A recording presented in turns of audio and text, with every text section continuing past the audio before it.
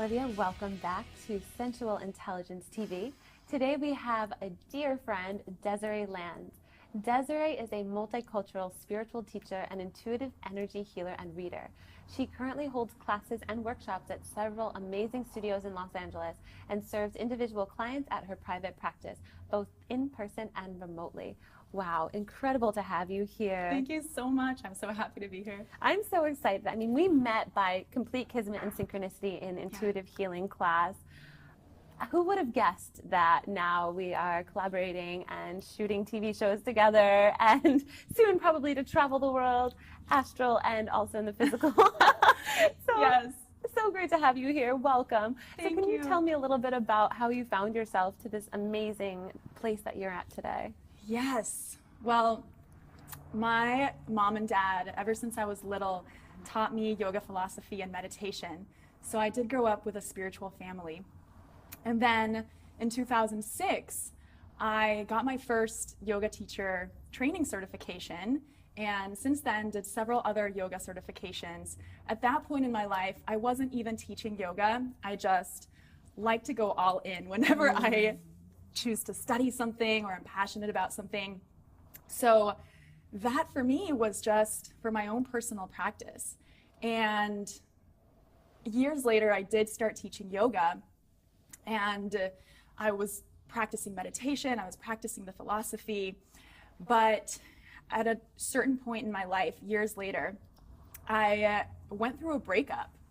And after this breakup, I first did the number one thing for lasting happiness, which is to dye my hair jet black.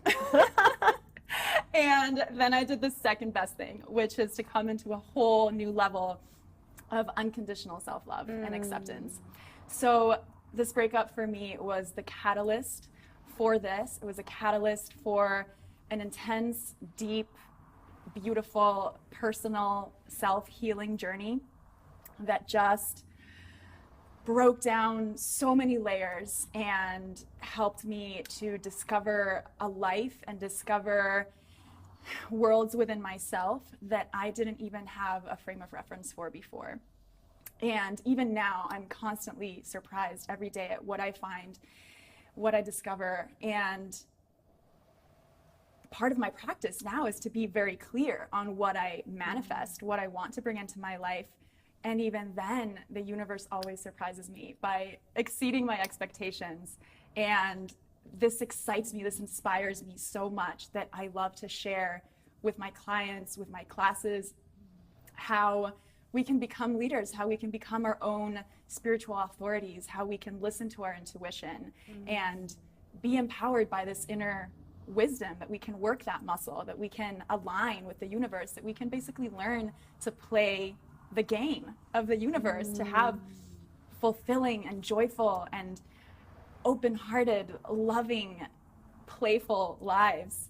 I love that about you. You definitely live this life of playfulness and also very graceful femininity.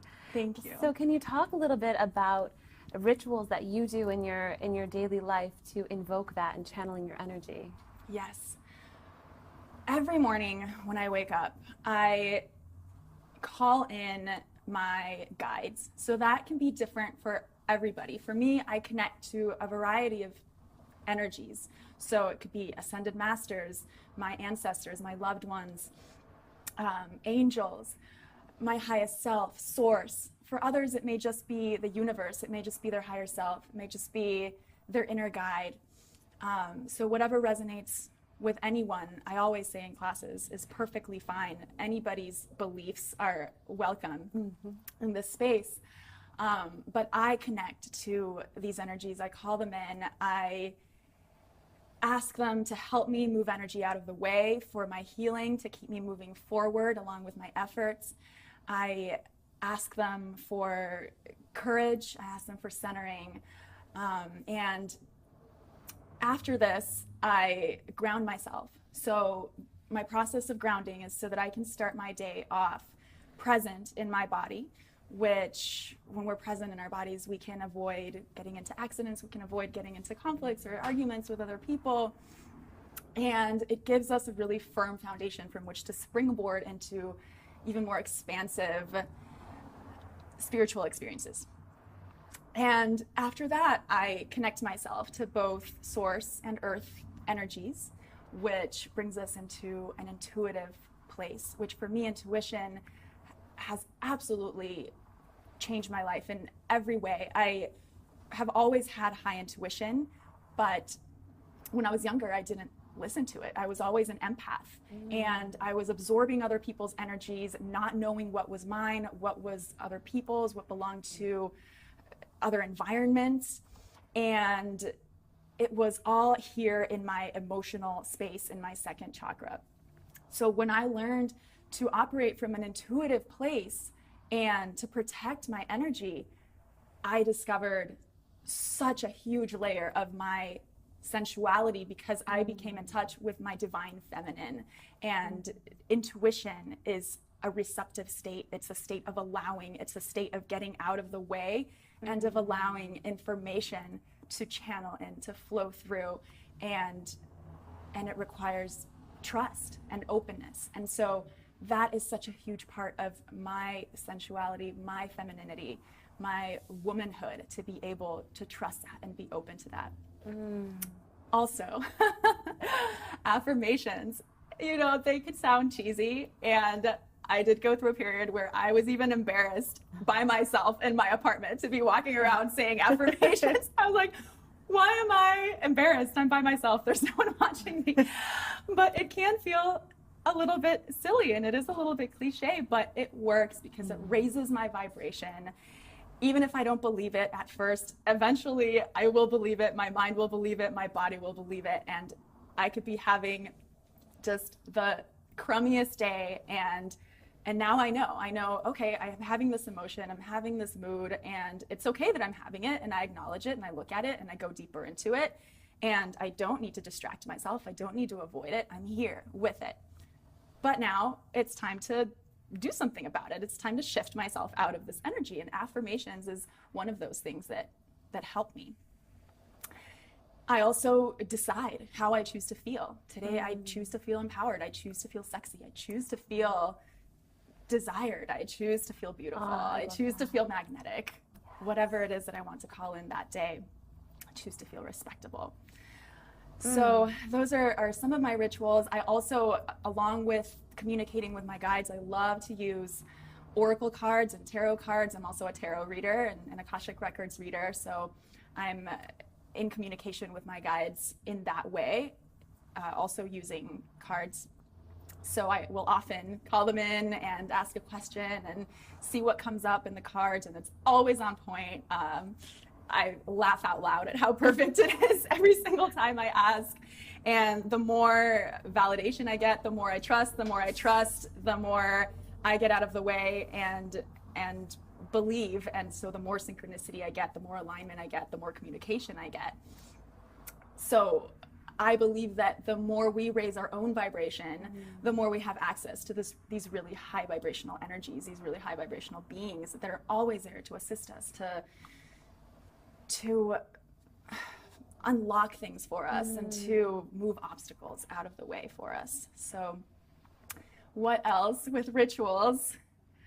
My space is really important to me. So creating a sanctuary space in my home where I like to be. I like to sit with my tea or my laptop or my writing or my books, using my altar, my crystals, my sage, my Palo Santo, all those sacred tools that we use to direct intention and to infuse our lives with ritual, which to me, ritual is a way to focus intention, and focusing intention is manifestation.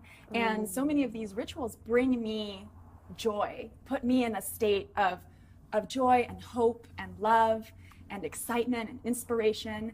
And that, even more than doing or working, of course, with manifesting, there is some effort involved, there is some initiative, but that vibration of love and joy is what manifests all those experiences that we want to bring into our lives, because it makes us a match for that abundance, that the universe wants to flow through us, wants to channel through us. We just need to get out of the way and give it a chance. Oh, I love that. I'm so intrigued by your rituals. I know everyone is too. We will be right back with Desiree Lanz, so stay with us. Lights, camera, action!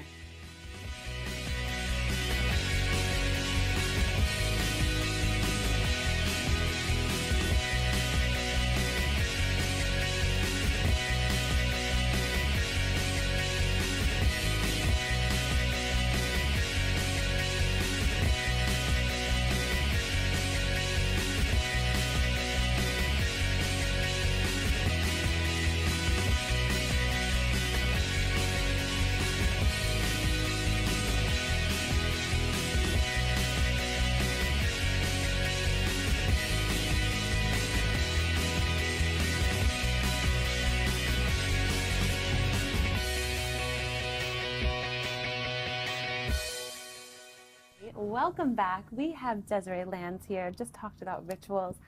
Oh my goodness. So can you talk a little bit more about sacred sensuality and sexuality? I know you've been doing some workshops on those, and I would love to hear about what you've been creating and tips for people to tap into their sensuality. Yes.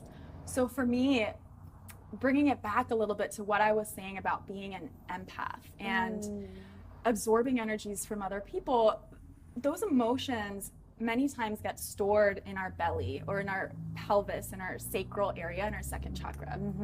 And so for me, it was difficult to distinguish if these feelings were mine or other people's. And as empaths, sometimes we're also more concerned with what others feel and think and what their opinions are, and making them happy and accommodating them, than our own needs and feelings. And this is something that became a problem for me because I didn't really own my power when I was younger. I just felt different a lot of the time. I felt out of place, and I had an ability to be a chameleon and to belong in a lot of different groups. And even though I'm a very introspective person, I'm also a very sociable person. And so when I was in college and other times in my life when I was younger, I wanted to belong. I wanted a social life. I wanted love. I wanted relationships. And I lost myself. I sacrificed myself. I sacrificed my intuition and my needs, physically and emotionally, my safety, my trust, my mental, I don't want to say mental health, but I became anxious because I was neglecting my own needs to be accepted by others, or to be in a place where I felt I would be accepted by others. So for me, healing this sacral area, which is in charge of intimacy and creativity and relationships and connection, was pivotal in really getting to know my body, getting to know what I wanted in romantic intimacy, what my standards were, what my desires were physically and emotionally. I became so much more open with exploring my own body, my own sensuality, my own sexuality. I was able to really find my meaning in the dichotomy between what does it mean to be a sexual woman and what does it mean to be a spiritual woman? Because sometimes that could be a little bit tricky to navigate, especially the way I present myself to the world. And when I started using social media, I'm still pretty new to Instagram and all that.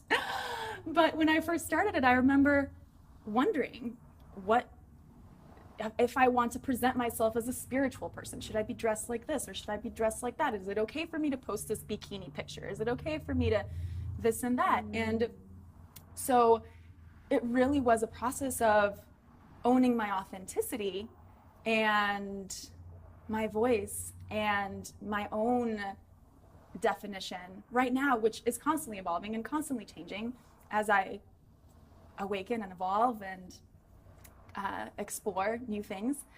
But to really embrace, this is what it means to me right now, to embody all of the energies that exist within me, the playful part, the sexual part, the mischievous part, the beautiful part, the pure part, the divine part.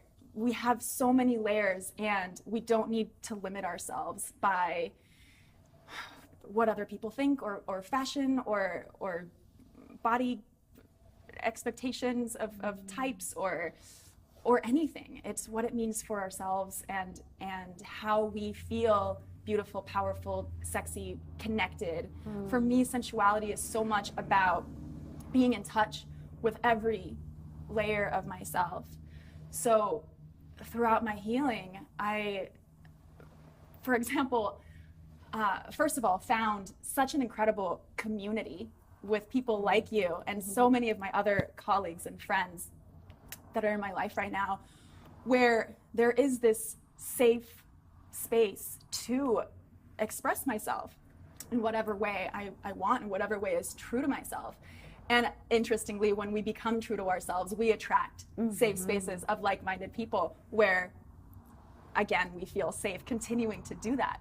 I do believe that vulnerability is one of my highest values, but vulnerability is also earned by others. So for me, vulnerability plus self-respect is power. It's gold. It's being able to be open and be real and be loving and be brave with our hearts, and at the same time have the self-value, have the worthiness, have the self-respect to know our standards and to respect our boundaries, and to honor our values, to honor our integrity and what we're looking for and what we deserve.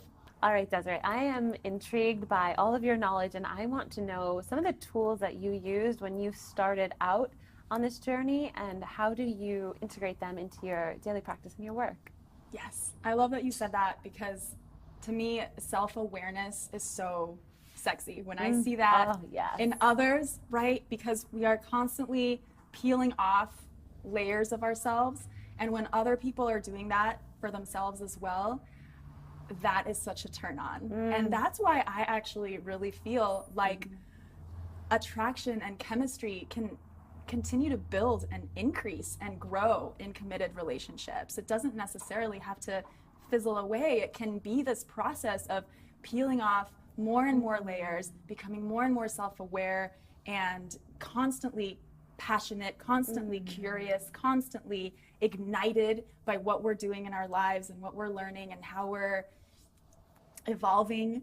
And that to me is super hot. Yeah, oh, that is so hot. There's nothing more hot than that sizzling relationship where two people that are so in tune with their bodies get together, because then it's like, you know yourself already.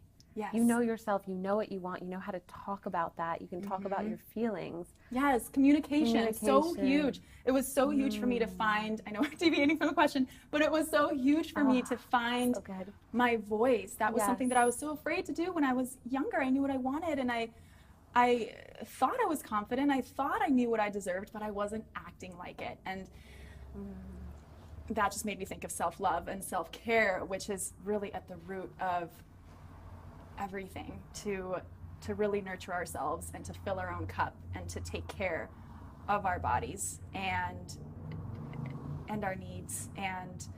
But let's go back to communication. Yes, it's a big one. Yes, communication, because for me, it's very personal with myself. I communicate not just with source, with spirit, with my guides, but with my body, because my body, speaking of sensuality and sacred sexuality, my body is always talking to us, and it never lies. It's constantly taking our intuition and expressing it through, it could be feeling a feeling of compression or tightness, or you know, just heaviness when we're moving in a direction that isn't quite going to serve us, or it could feel expansive and exciting. And we will know what the difference is between feeling fear that we need to push through because it's just outside of our comfort zone, and when it's actually a gut feeling of maybe don't go in that direction, maybe steer clear of that and go another direction.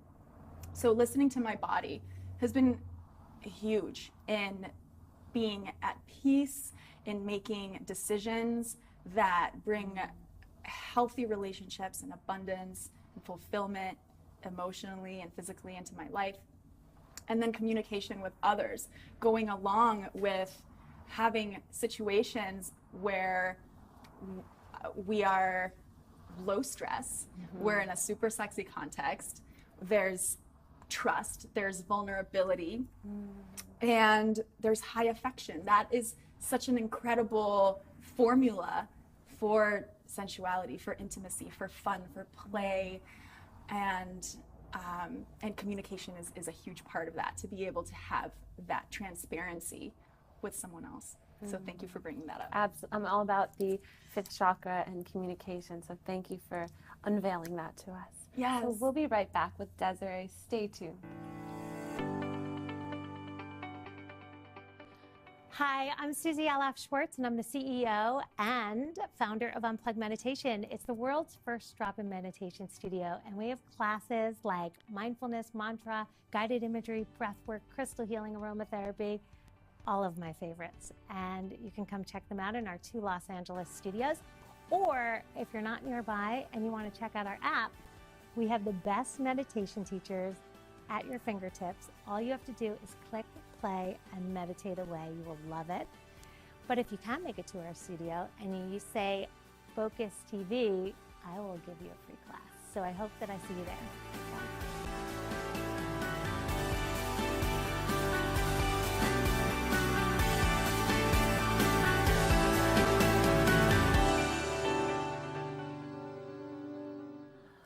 Welcome back to Sensual Intelligence on Focus TV. I'm your host, Fern Olivia. We are here with Desiree Lanz.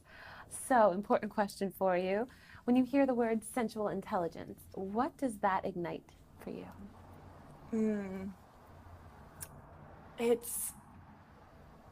I just think of lusciousness. I think of exuberance.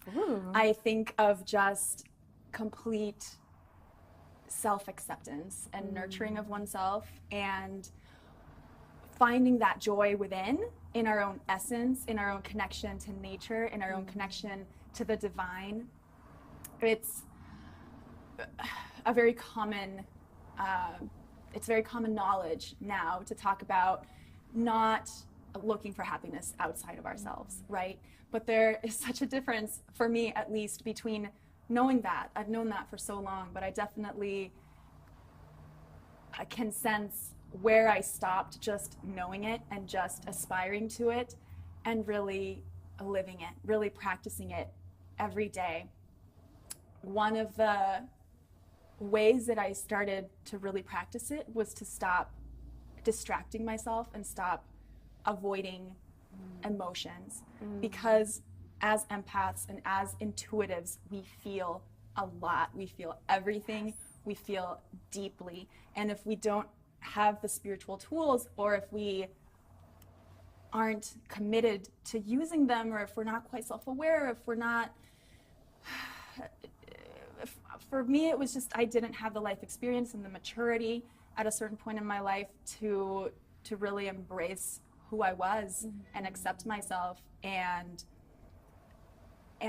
know that I had this power within myself, this ability to have access to all knowledge, which we all do, working this intuitive muscle. And what I really love about that is every answer, when I ask that question to every guest on the show, every answer is different. And the way that you described it just melted my heart. So thank you for that. I love your interpretation of sensual intelligence. Thank you. Thank you. So where can everyone find you and learn more about your work? Yes, so my website is desireelanz.com. I'm available for private sessions, Skype sessions, or in person. I also teach at Mystic Journey in Santa Monica, and I teach at Ceremony Meditation in Venice. I'll be starting my own personal YouTube channel soon, so stay tuned for my spiritual counseling And my social media is at Desiree Lanz, so you can find me there on Instagram and Twitter, and Desiree Lanz Media on Facebook. All right, well, thank you so much for coming on the show today. Thank you. I adore you. I'm so happy you're here. This is for Oh my you. gosh. Thank you so much. That's an aphrodisiac. It's made with all organic essential oils, speaking of love. And I make Speaking it of here. rituals. So you can anoint yourself every day. I like to put it on my heart chakra. And yes, Ajai Alchemy is all handmade here in Los Angeles, where you've been born and raised. So delicious. Thank you so much. Yes, a pleasure always to be with you. I'm so excited to watch your journey. Thank you all for tuning into Sensual Intelligence.